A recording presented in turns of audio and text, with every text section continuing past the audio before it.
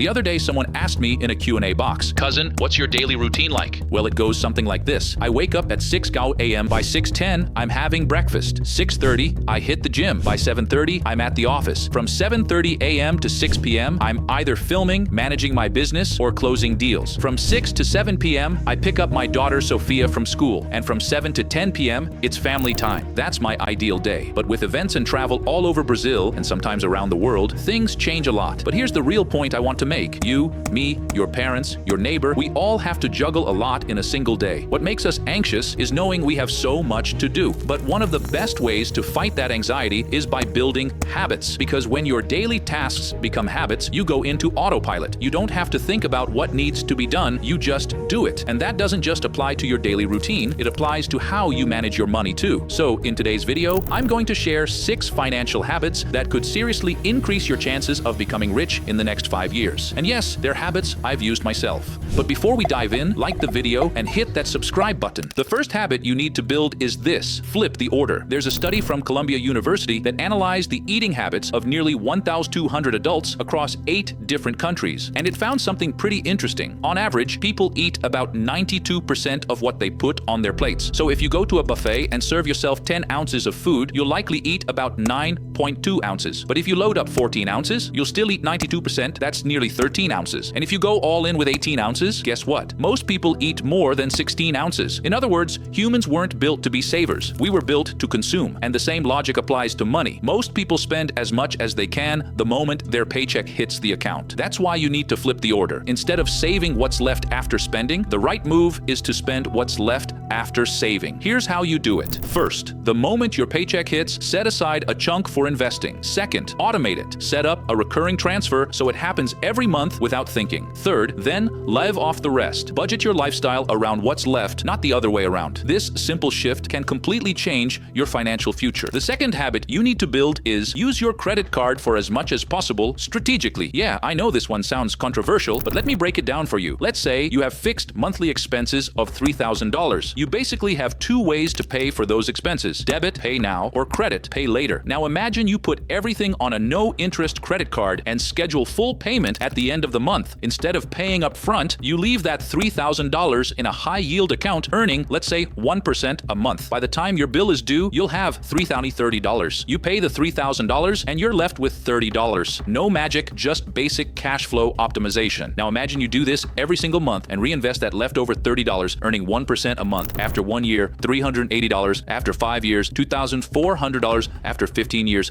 $14,900. After 30 years, $104,800. After 50 years, $1 million.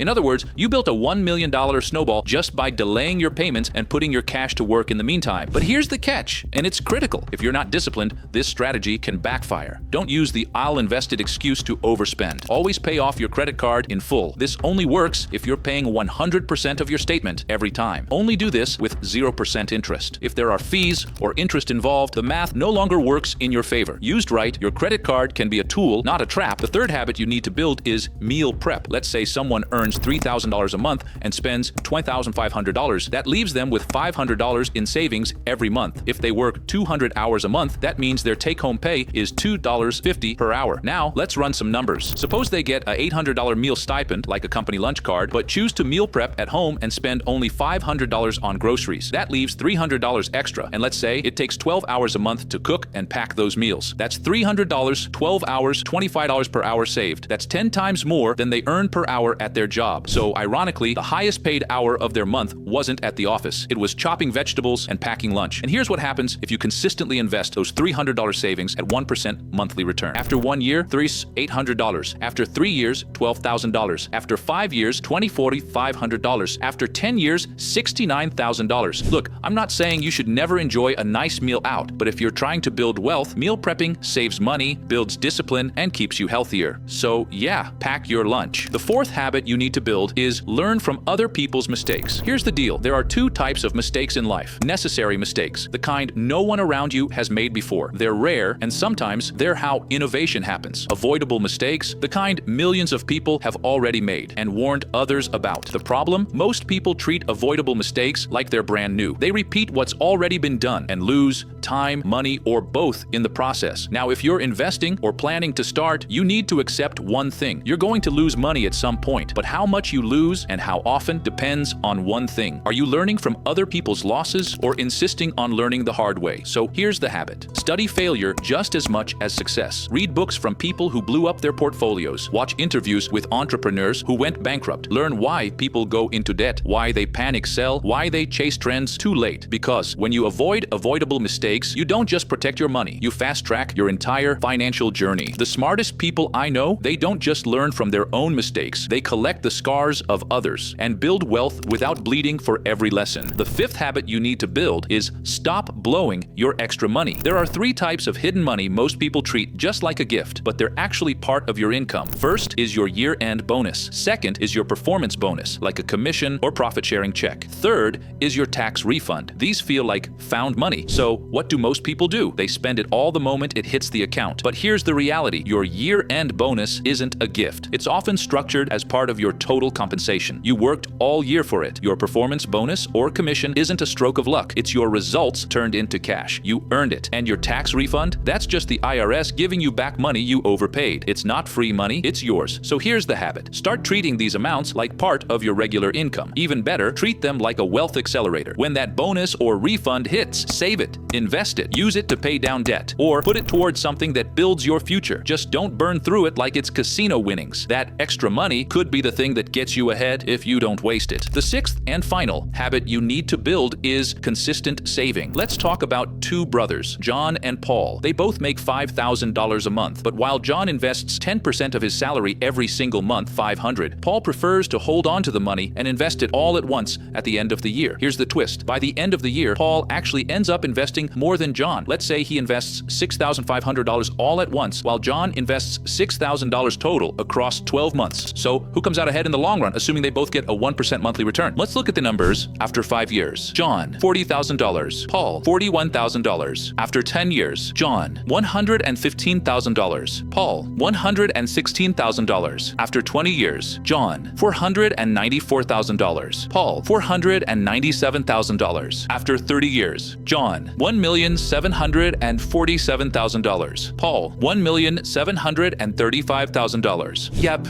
even though Paul invested more money overall, $195,000 versus $180,000, John ends up with more wealth, not timing the market. It's like the saying goes, saving consistently beats saving big. So build the habit, automate it, stay the course.